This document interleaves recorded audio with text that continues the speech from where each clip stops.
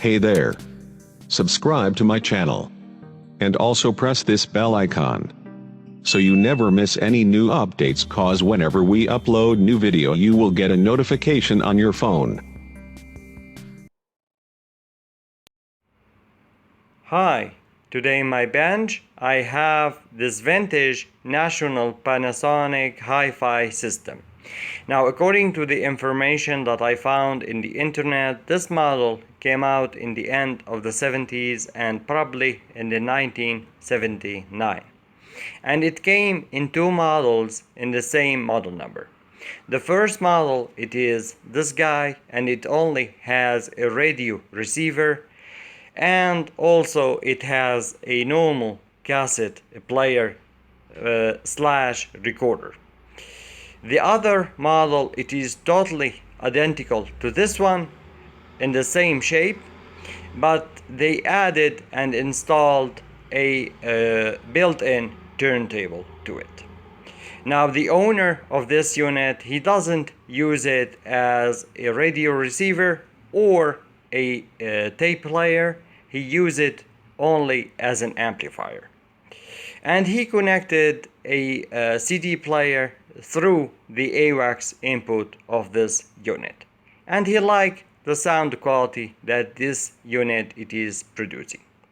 The other day he contacted me and asked me if I could install an MP3 module to this unit in order so he can play music through it using a normal USB or a Bluetooth. So today in this video I'm going to tear this unit down, test it, clean it, and fix it if necessary, and modify it. So let's get started. So I will start the testing process by testing all of the keys and all of the buttons in the unit in order so I can see if there is anything it is broken in them or there is abnormal behaving in any of them. And I will start the testing with the tuning key of the radio, and if I turn it with my fingers I can clearly see that it turns in a really good way in both directions, but the needle it is stuck in its position and it doesn't move at all. If I test the band selector switch and if I turn it with my fingers, I can clearly see that it turns in every position in a really smooth and right way, but I don't know if the contacts inside of this switch are conducting in the right way or not. And the same thing it is for the main function selector switch. It clicks in every position and it selects in a really nice way and in the correct way, but I don't know if the contacts inside of it are conducting in the right way or not. Now, moving into the signal control keys, we can see that the treble, the bass, the balance, and also the volume, they are turning in the right way, but I don't know if there is anything it is faulty in them or not. Now, as we can see here, we have the loudness button, and we can see that it is working and engaging like it should be. And we can see that this thing has a clunky power switch, and that is really nice. I love it. Now, as we can see in here, we have the tape counter, and it is a mechanical counter. It is quite common in these type of units to have a mechanical counter. So yeah, and as we can see, even the reset button, it works very well. Now, there is abnormal thing that I notice, and it is not quite common in these type of budget type of receivers to have this thing over here. And this thing, it is a indicator that the tape it is running. So yeah, and we will take a look at this thing after I tear down the entire thing. It is really interesting. Now in here we have a VU meter, and I believe it is an LED.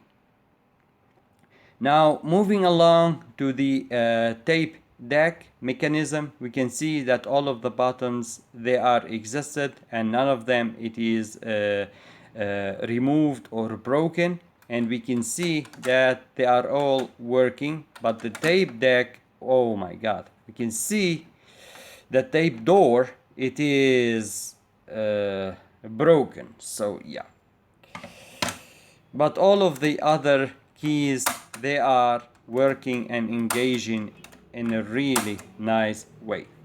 Now if I just zoom in a little bit, we can see that the tape deck has a lot of dirt that it is in it, and there is a small traces of rust that it is started to appear in it. So yeah, that is quite common for a device in that old, and it is kept in this dirty situation, or the dirty status. So yeah, and in this side we have the recording LED, and we have the left and the right mic input. So everything looks very good, and there isn't anything it is broken except the door of the cassette deck. So yeah, so what I'm going to do next, I'm going to remove the cover of the unit and take a look inside.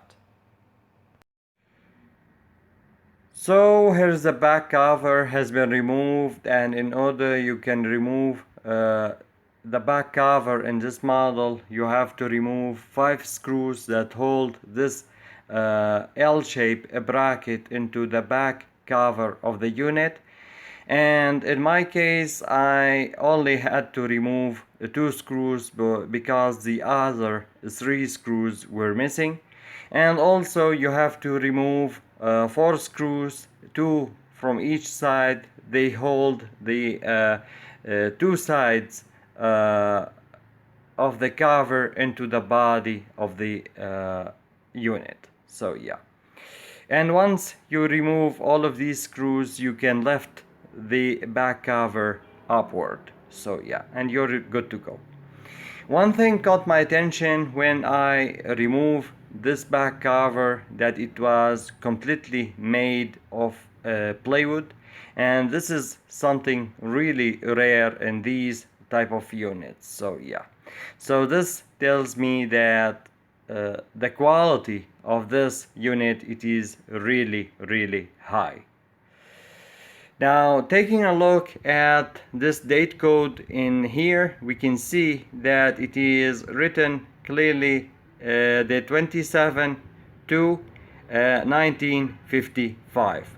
I don't know if it is the production date of this plywood, but this is what it is written and printed in the plywood cover of this unit. So yeah, so my guess is that the plywood that used to make the cover, it was made in that time. So yeah, now let me just put this cover aside and take a look at the inside of the unit.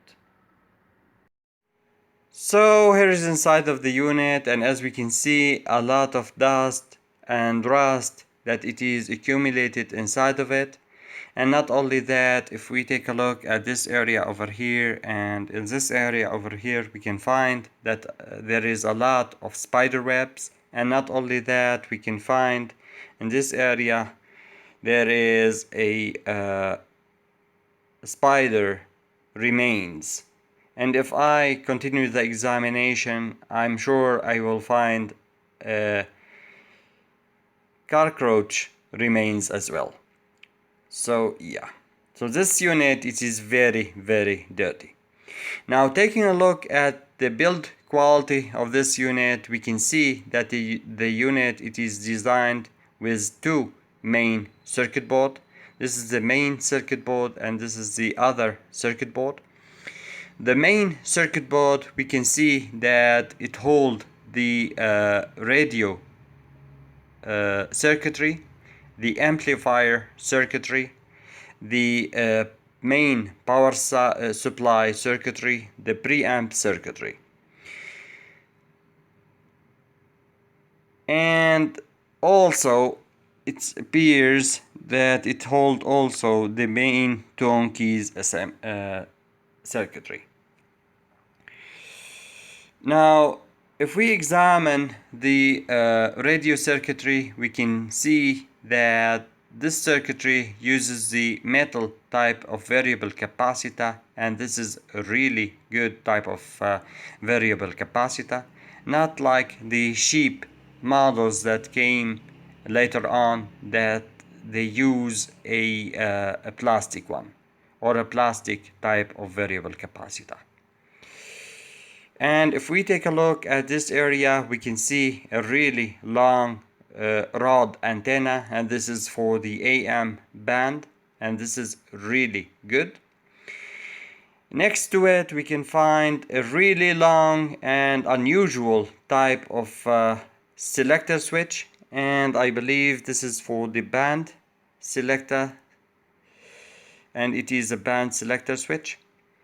Now it is common to find a selector switch in this size or even longer, but it is totally uncommon to find something that it is in this length. So yeah.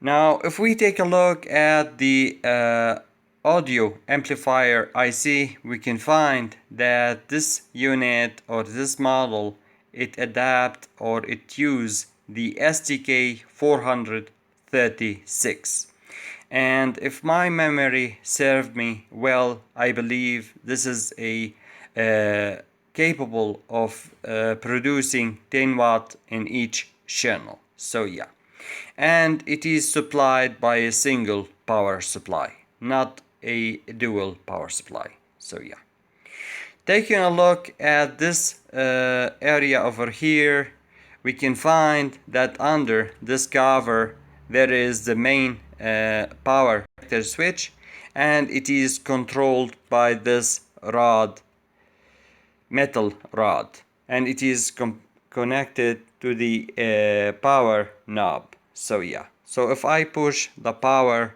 knob, the power switch move, and this is a really good design. I really like it. It is very strong.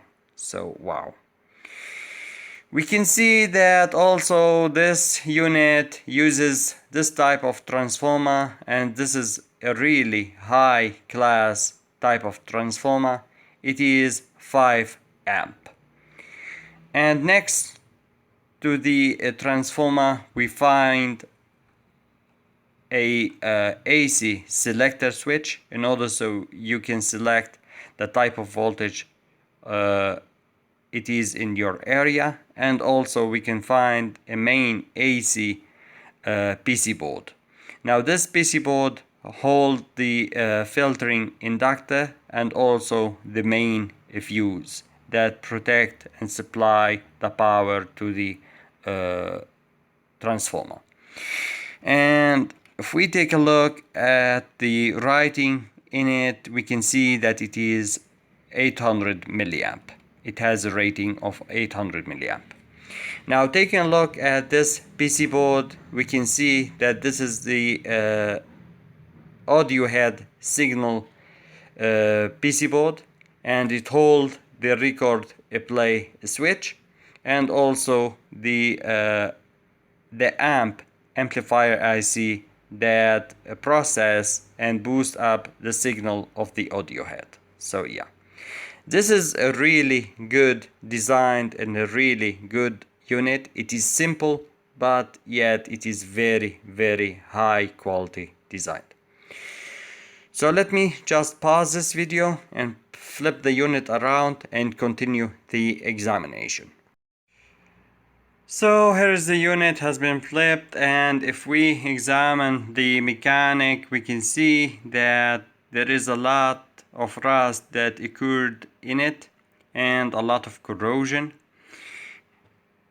And if we take a look at the this switch over here, and this is, by the way, the loudness switch, we can see a lot of corrosion and rust that occurs in it, and also the corrosion it is in the plate that hold the signal control keys, the volume, the balance, the bass and the treble, and also these keys appears to be rusty as well and dirty.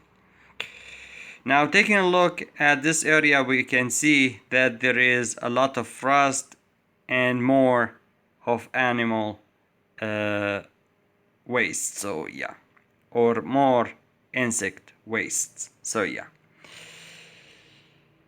This unit must be kept in a really moist environment and a really dirty environment, so yeah, for a very long time. It was literally in hell, so yeah, a very sad. So what I'm going to do next, I will try to clean up all of this dirt and dust, and then we will continue the examination. And probably, if I could not find anything it is blown, I may power up the unit and see how it will behave. So after a lot of brushing, I was able to remove about 80 to 85% of the accumulated dust and dirt inside of this unit, and it is now much more cleaner than it was before. And the cleaning up process allows me to check the condition of all of the component, and especially the signal control keys, the volume, the balance, and the bass and the treble. And as you can see, yeah, they looks good, but they are very dirty, and there is corrosion in the pins of them, so yeah. Now, one thing caught my attention, and it happened when I was cleaning up and brushing, and I wasn't doing the brushing very hard. One of the adjustable capacitor near this band selector switch, it just came out or came off, so yeah. And if we take a look at the pins, we can see that a lot of corrosion happened to the pins of it, so yeah. So the corrosion corroded the pins, and that what led to this part to be broken off its place, so yeah. This is really terrible, and this is what happened when these type of component expose to moisture and to a damp and put in a damp environment, so yeah. I'm really sad about the condition of this unit, but this is the unit, and this is the status of the unit, so yeah. I only blame the user or the owner of this unit, so yeah. Now, when I was cleaning up the unit, I noticed that there is an NDF cover that cover the other side of the PC board, and that is really nice. And this allows me, if I can remove it, to check the condition of the PCB from the other side, and to service it if necessary. So what I'm going to do, I'm going to flip the unit into the other side and see if I can remove these two covers, and we will see what I will come up with. And here is the two covers that cover the other sides of the two PC board. Here is the main PC board cover, and as you can see, it is shielded with a thin layer of aluminum, and that is really good. And taking a look at the PC board itself, it is very clean, and it is in a very good condition.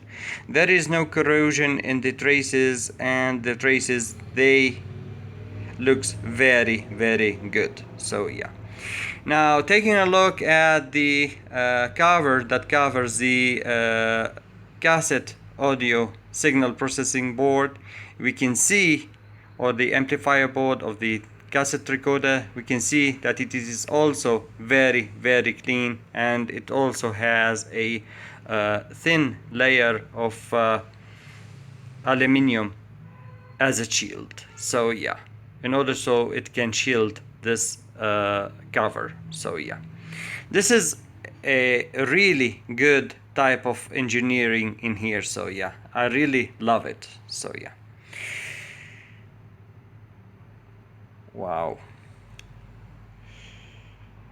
So what I'm going to do, and now after I confirm that the condition of the parts, and also there is no corrosion in the traces, or there is no damage in the PC board, I will try to hook some power to this unit, and we will see what happened. So I connected the power to the AC plug of the unit, and now I'm going to flip the power switch to the on position and see how the unit it is going to behave. So here we go, and as we can see, the view meter LEDs are completely lit up, and that is not good. So this tells me that there is a possible problem either in the preamp circuit or in the amplifier circuit, depending on where these LED VU meter he is getting the signal from. So yeah, so what I'm going to do now, I'm going to bring my variac and my current limiting circuit, and I'm going to power on the unit and test some voltages, and we will see what we are going to get. So I bring my DMM and I tested the output of the transformer and also the output of the bridge diodes, and all of these voltages are okay. And also I tested the output of the STK, and the output of the STK was also okay. So I went ahead and I tested the voltages of the preamp circuit and also the output of the preamp circuit, and this circuit was okay in terms of the output and also in terms of the voltage. So what I did, I tested also the voltage that feed the VU meter circuitry, and that voltage, according to the data sheet that the IC of the VU meter need, it was also okay. So what I did, I followed the signal that feed the signal wire that feed the signal to the VU meter, and it turns out that the VU meter gets its signal from the record play switch. So when I wiggle that switch around and I clean it up with a little bit squirt of a cleaning solution, it started to work. So yeah. So what I did, I flip the rotarity or the function switch into the radio position, and as we can see, the VU meter started to work. And if I turn the tuner capacitor, we can see that the VU meter, it is starting to behave like it should be. So what I'm going to do now, I'm going to bring a speaker and connect it to the amplifier output and see how the unit it is going to sound like. So I connected a 25 watt speaker to one of the speaker terminals of the unit in order so I can test the amplifier section and also the signal control keys of the unit. Now, in order you can connect a speaker to this unit, the speaker wire must have a RCA jack in the end of it, because the speaker terminals in this model, they are RCA, and the speaker jack must be a male type RCA jack. So yeah, so let me just connect some power and turn on the unit, and we will see what kind of sound that this unit it is going to produce. So here's the power has been connected, and let's turn down all of the controls, and as you can see, all of them are down. And here is the power switch has been switched on. And let me just boost up the volume. And as we can see, here is FM.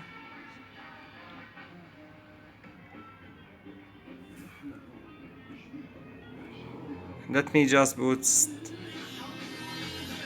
the tone controls.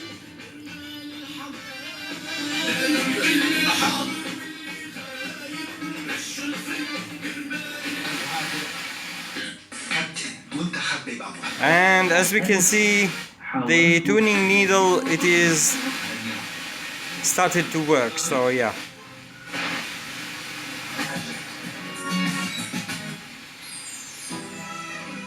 So as we can see, this channel, it is working. Let's test the tone keys. The treble seems to be working, but it have some issue in it, and it probably needed some cleaning. The bass, it is not working at all, so the bass key needed to be replaced. Let me test the balance. The balance, it is also working like it should be. As for the volume, it is also working like it should be. So this channel, it is working. Let's switch to the other channel and see how it will behave. So here's the other channel has been connected, and the same process. Let's boost up the volume. And as we can see, it also work and sound really good. Let's try the balance. The balance key, it is working like it should be. Let's try the bass. The bass, it is obviously not working whatsoever, so yeah. And here is the treble. It is also working, and working really well in this channel. So this tells us that the amplifier IC, it is working like it should be. The volume control, it is working without any kind of problem.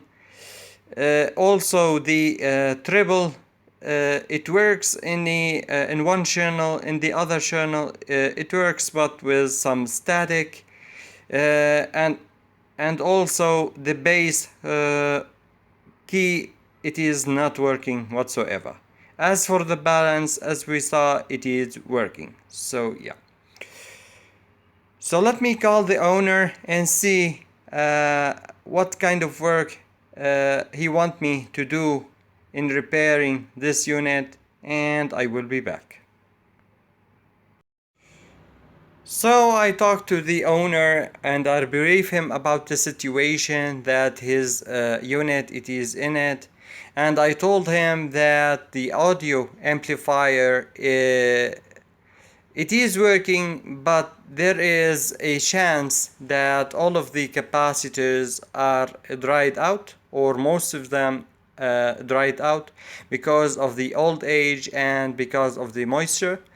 And also I brief him about the situation that the radio circuitry it is in it, and I told him that the function or the band selector switch, it is dirty, and I told him about the corrosion that happened in some of the parts, and I told him about the base control key, and he replied that he doesn't care about the radio if it works or not, he only care about the amplifier and installing the MP3 module into this unit.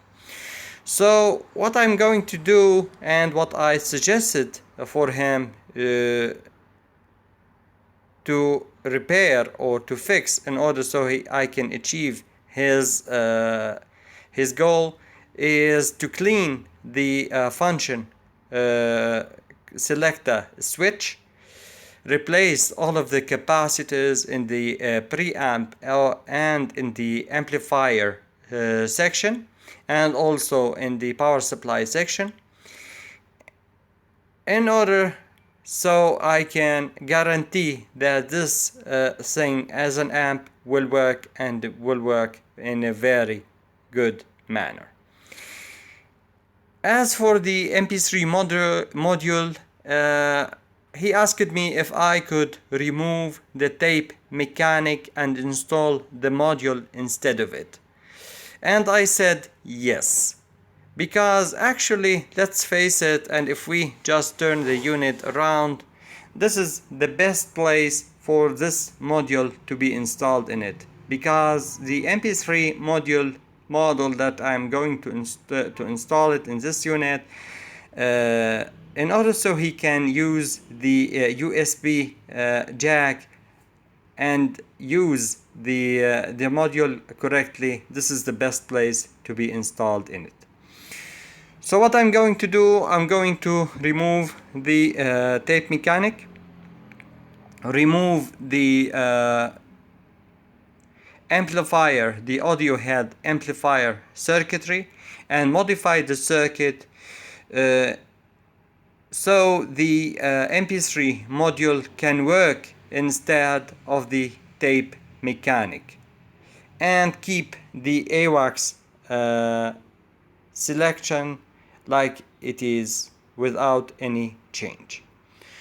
So I'm going to do all of these steps, and I will see what I will come up with.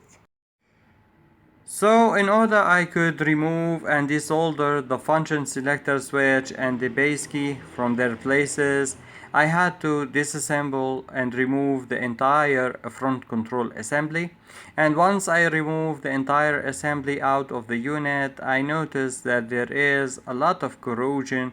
It is around and under the remaining keys. So I removed the treble, the balance and the volume keys, and I desoldered them, and I decided to clean them up. And as you can see, there is corroded parts, it is near them. So I will have to replace all of these parts and replace all of these jumpers. And also I removed the loudness key, and I decided to clean it as well. And once I remove all of these components, I said to myself, it is a shame that the band selector switch to stay as it is, and I did not or it doesn't get any kind of cleaning. So I decided to desolder it and remove it as well. And here is all of the keys, as you can see. Now what I'm going to do, I will tear down the band selector switch and the function selector switch and clean all of the contacts inside of them. And also I'm going to tear down all of the VR resistors and also clean them up, and test the base key and see if it is faulty or not. Now taking a look at the band selector switch, we can see that it is made by Mitsuomi, Japan. And yeah, this is the Japanese designed at the peaks, or the Japanese engineering as its peak. So yeah. really rugged and really tough switch. So I'm going to do all of this and we will see what happened. So in order I could minimize the runtime of this video, I decided to do all of the repairs, the modification, and reassemble the entire thing, and then tell you all about these steps in a briefly manner. So the first step in the repairing process, it was the signal control pots, and these are the volume, the balance, and the treble. And to be honest, I was surprised when I opened them up that they even work when I first tested this unit in the beginning of this video, because of the huge amount of dust and crud that it was accumulated inside of them. So after I remove all of the dust and crud, I tested them and they perform in a really good way. So I went ahead and reinstalled them into their position. And as for the bus key, I did not replace it because once I remove it, I tested the two resistance wafer inside of it, and the test shows that the resistance wafer inside of it, they are working perfectly. But the problem it is that the control arm, and that is connected to the middle pin, it is not conducting in any position and not making any contact in any position in the resistance wafers.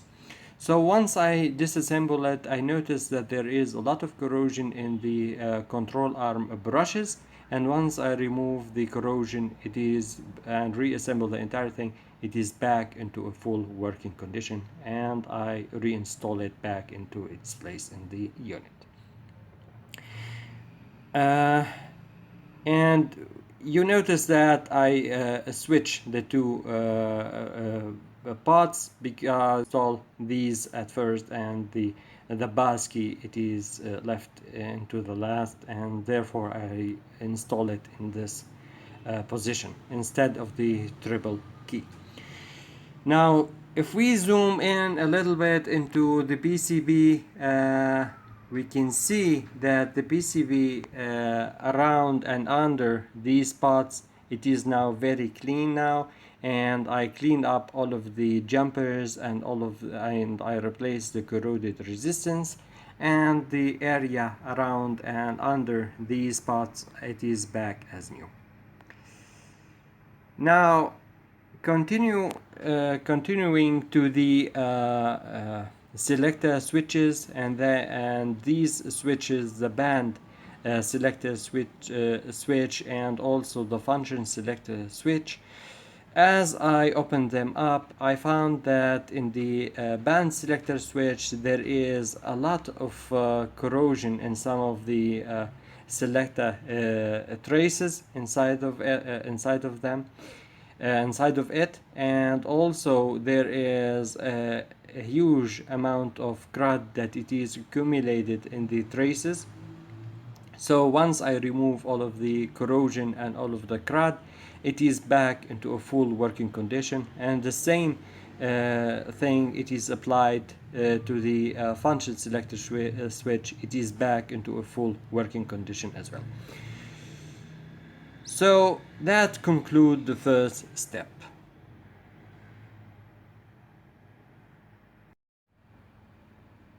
And the next step in the repairing process was testing all of the electrolytic capacitors in the unit. And as you can see, I had to replace all of the electrolytic capacitors in the main PC board in the unit, because every capacitor that I pulled and tested using the ESR tester or the capacitor meter, it was either leaky, corroded, or some of them was showing low capacitance. So yeah, and here is the capacitors that I pulled and removed out of the unit and replaced. And if we take a look at some of these capacitors, we can see that the corrosion it is happening in the pins of these capacitors. So yeah. Now all of the capacitors has been replaced in the same rating except the main filter capacitor. It was replaced with a bigger value. Now the original filter capacitor, and this is by the way what filter the power to the STK.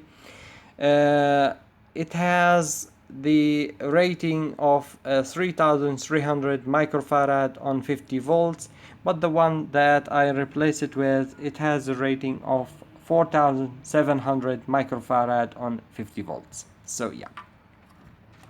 Now, taking a look at the third step in the repairing process, it was the tuning thread. And as you can see, I replaced the tuning thread with the original tuning thread, and here is the correct way that the tuning thread should be installed.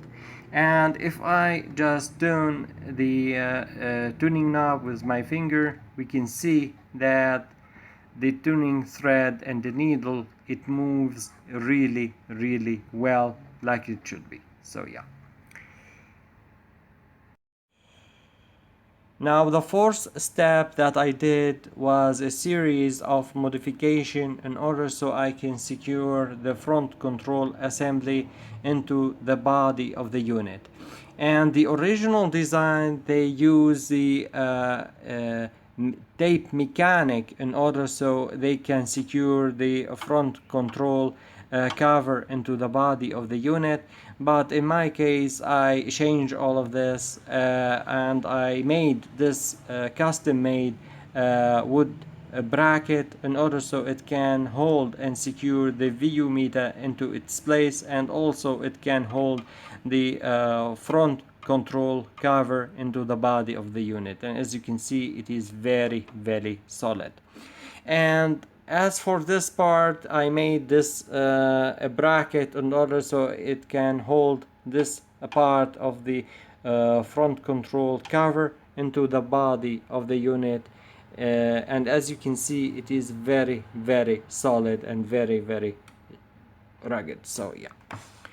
Now the final modification that I did, it was installing this clip type speaker terminals, and I connected it directly in parallel with the output capacitor of the STK.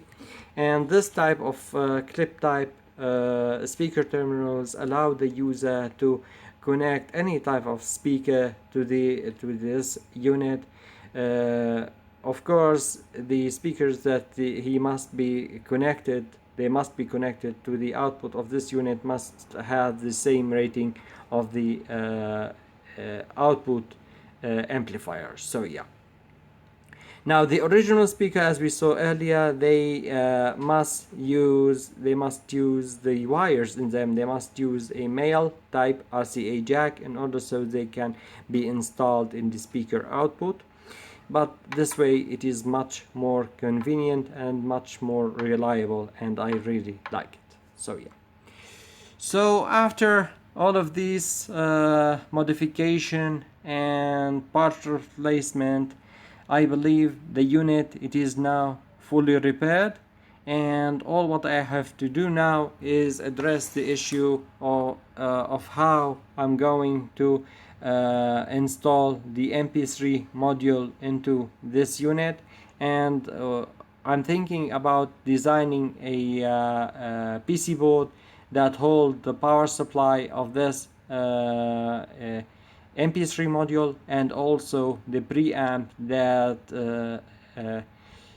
it is designed to amplify the signal of the MP3 module and to be compatible with the rest of the unit.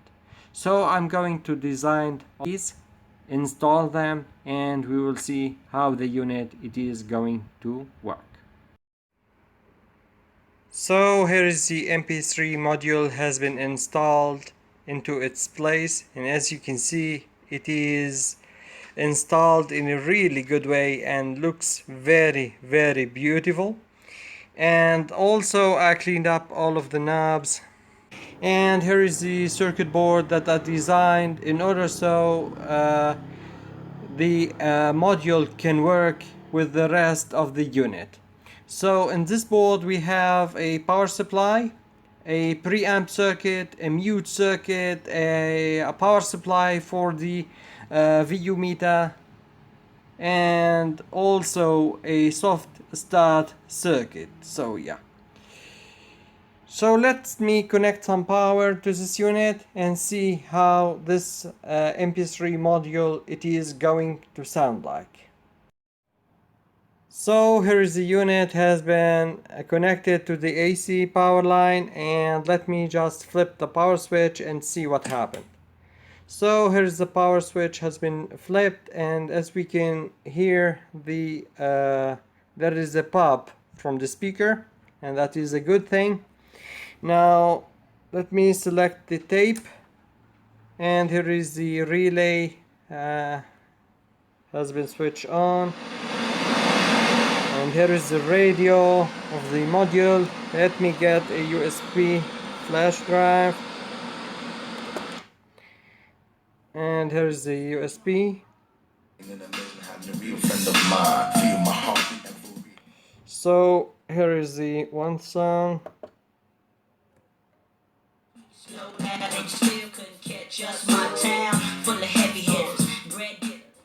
As we can see, the module it is working and working really well. So yeah.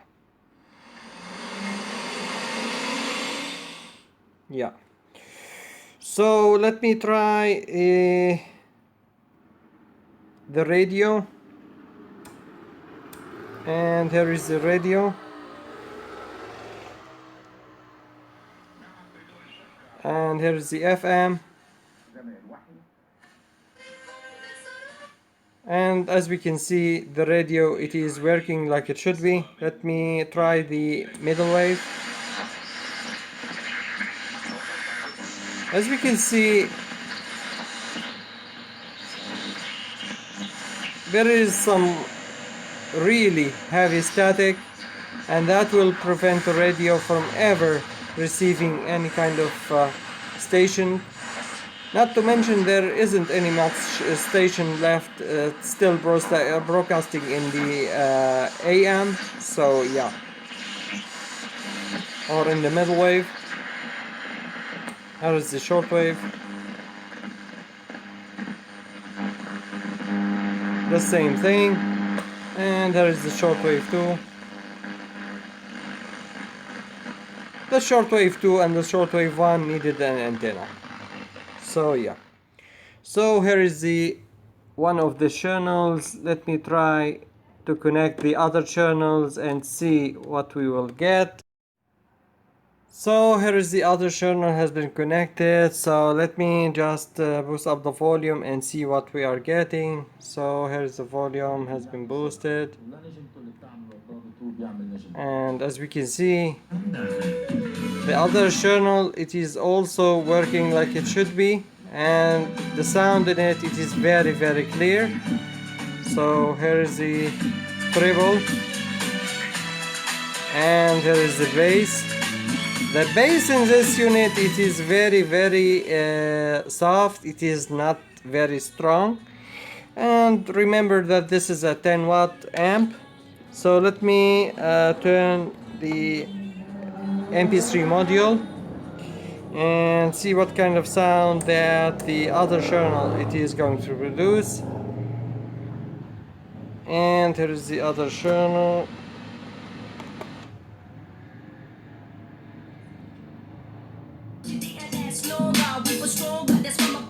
And as we can see, the sound quality in the other channel it is the same as the previous channel. There is no change, and it is very